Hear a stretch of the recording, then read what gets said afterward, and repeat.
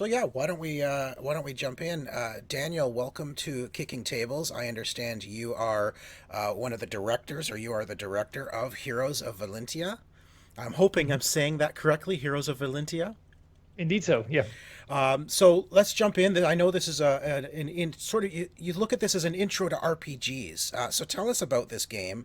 Tell us about how it plays and a little bit of the history of the game. So the game itself is a dungeon crawler that tries to be a very easy entry to RPGs. So the initial idea is to make it a very easy way to get the little ones excited about role playing games, Okay. and so it takes its inspiration in games like Hero Quest that got a lot of people started in this hobby, and uh, back at the beginning, Guillaume was looking for similar games to play with his kids and Okay. to get them started in the hobby, and he wasn't finding anything that really clicked. So everything was either too complex. So it was a hard learning curve until you get to be really enjoying it, Right. or something didn't exactly click. So either it was too simplified or too complex. So he together with his kids, he actually made the rules, made a game that was very fluid, very interactive. So kids are not known for having a lot of patience. So the kids are always having some stimuli. Oh, So the nice. role playing game is Okay. always giving them something to do, so to say. So everything is very active and interactive. And at some point he said, "Hey, you know, being a project manager, being a graphic designer, and being an art director, he's got the right elements, and he knows the people to fill the gaps with the rest to turn this into a real game for everybody else." And that's how it got here. So well, Uh, obviously, one of the biggest RPG style games out there right now is Gloomhaven. Would you consider Yeah. this sort of like a Gloomhaven light or a Gloomhaven for kids? Is that kind of like where you're going with this? Not having played the game, Ah, not having played the game, one angle that we're not sure, and maybe you guys can tell us, is whether it also has the angle of interpreting of acting the character that role playing game has. So we the way we've understood it is it's very much a dungeon crawler, and there's a lot of points in common. Maybe we might be making more emphasis on the acting out your character, the getting into the character and imagine what would they do in that right. situation. Well, that's great. right. So you're approaching it more from the real D&D style, like Very an much. intro to D&D. That's great. Yeah. Okay, that's Mhm. fantastic. Yeah. So I absolutely love the miniatures. You guys are little chibi miniatures. They're absolutely fantastic. I know my daughter would absolutely love those as well. What age range were you guys thinking about when you created this game? So the game is meant. The game box says that it's for ages 7 onwards. Okay. We have tested the game with younger. And Okay. actually, my first impulse was going to say 5 years onwards because we tested with 5-year-olds, Okay. and it works. But you have to be maybe a little bit more understanding in that scenario. But with 7 years onwards, it's basically it should work with any kid. But now, so it's designed. Is it designed for children, or can adults still enjoy this game just as much? Adults can enjoy the game just as much. It's designed to be for you to play with children, not only for the children to play. So the idea is to play with children and friends, with children and your spouse, with children, and so it's inclusive towards children, but it's not only for children. So it Okay. has all the elements of role playing game that an adult also enjoys. No, so as an intro to RPGs, is there a game master then? If you're going the D&D route, is there an actual game master, or are you following a campaign book? There is there is a game master, and then what you do is that there's two types there's two ways of playing. There's the scenarios that you play. You play Okay. one shot adventures, and then actually there's even solitary mode for this one. Oh, excellent. Uh, so those are more encapsulated, and then you've got the campaign that has a storyline. Um, So on that one, you on the first one, you create the characters, and of course you improve those characters, so you get more equipment and so on. But on the second one, you also gain experiences. The characters advance themselves as well. So you create a stronger connection. It's closer to the RPG concept. So you create a stronger connection to the character itself. So the character progression will continue through the campaign Exactly. from one scenario to another. Exactly. Oh, wow. And we include one. So the basic game includes one campaign. So the name is That Which Must Not Be Awakened. And it includes 11 missions, each one with several scenarios. So you got in total more than 30 scenarios, more than 50 hours of gameplay that you can do with that campaign. And then the narrator, so what would be the dungeon master, but in this case, the narrator can also create their own campaign. So it's not like you are forced to run that campaign, but just in the style of role-playing games, it's a set of rules, it's a world, and it's game mechanics that you can use to let your imagination free. And so in that sense, when you exhaust that campaign, you can create another one. You can take a campaign that you, as a parent, have loved from your past, from your role-playing games, and adapt it to the scenario. Well, so let's talk about what comes with the game then. So obviously you have Yes. the little mini characters, the little chibi characters, which are awesome. But what else comes with the game? Are there map tiles to create maps with? What do you have to actually go about doing the campaign? With the game itself, you have two books. So the rule book and the campaign book, and you have miniatures for all the heroes. Then you also have reversible tiles, so two-sided tiles that you can use to build a map. You have dice for the different roles. You have standees for the enemies and for things like doors. Okay. And then you have cards, like for example, you have an initiative deck, which is how you resolve initiative very quickly, so that people don't have to be spending too much time waiting. Again, one of the things done thinking about kids. Yeah. Trying to make that intro into D&D smooth and a little easier to understand for the younger Exactly. kids. Exactly. We know some adults who aren't good at sitting still for that long. So That's one of the reasons why I say that it's done thinking of the kids, but it's also a good entry for adults, because it's also something that we might not enjoy that much. We just cope with it because it's the price to pay. But this has a little bit easier price to pay. I mean, there's some truth to that matter. I mean, I grew up playing D&D. I love RPGs, but my wife, for example, she's not a gamer. I mean, this is still that perfect game to introduce her to what an RPG is.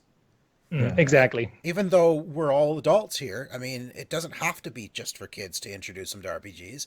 It could be to anyone who's never played one before. Which is that's just absolutely fantastic. Yeah. So going back to the campaign, you mentioned about 50 hours of content. Is that replayable? Like once you go through a scenario, are you going to know that cold, or does it sort of change every time you go through? Is it going to be a different experience, or are you going to, like, once you're finished the scenario, you're going to not want to go back? So the answer is kind of. So when you play the campaign, you can play with up to 4 characters. Okay. And there's a number of secrets that only the narrator knows. So and those are for the riddles. So that means that once you've gone through the campaign, you would know those. But what you can do, and it's included at the end of the campaign book, you have the information to do that, is change it to the 4 other characters. You have 8 characters, so you swap all the characters so that everybody's playing with a different character, and there's some extra information to change those secrets, so that you can replay it a second time, and you will know some of the things, so that there will be less surprises, but still the riddles that you need to solve are a little bit different, so it's still stimulating. Right. So it's still it's not infinite replayability of the campaign, because the more you know it, the less excitement, the less novelty, but you can definitely replay it at least twice. Okay. Oh, that's great. And another question. So if we have a group of 4 playing one weekend and we get through a couple of scenarios, and then the next weekend somebody can't show up, is that playable without that one character? And how will that affect their ability to rejoin the group later?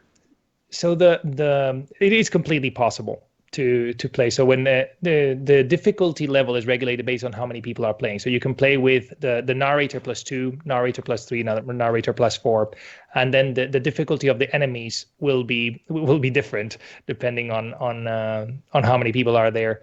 But there's no problem if one person drops at some point and then joins back in later, or if somebody joins halfway through. Then of course, in the pure spirit of RPG, the narrator needs to be creative in how to weave that into the story. Of course, like why did that person not show up for the next campaign, or where did that character come from? So that's the part that is up to the imagination, but that can even be a bonus. Right. Okay. So during playtesting of this game, you must have some great Stories, especially if you're testing it with children. Do you have any fun stories that happened during playtesting with the kids? So one of the funny things of playing with children is that they definitely end up doing the unexpected.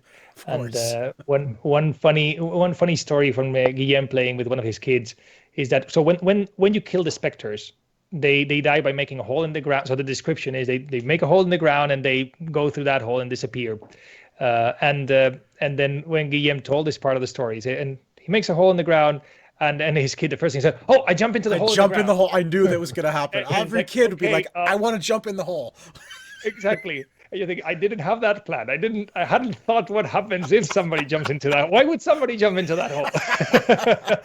To kill more specters. Well, yeah, true. Or because they're the brave barbarian, or they're the brave sorcerer that wants to know more about where the specters come from. That's right. Oh man. So did he say what was the response to that? How did that end up? It ended up. You have to play along. It's a role-playing game. When the character does something, you have to play along. So it became something exciting and fun. Also for him as the narrator, as the dungeon master. That's awesome. Which is again one of the things that we like very much about Heroes of Valintia is that it creates this connection. So of course you're sharing a hobby. So if it were only you educating, then it would be teaching. It would be something that you're doing, not having as much fun, but doing it for your kid and feeling proud. But this is something that you're also playing. You're playing with. That's right. So that means that your kid does something that you're not expecting. Great, you have to go along. You have to figure out.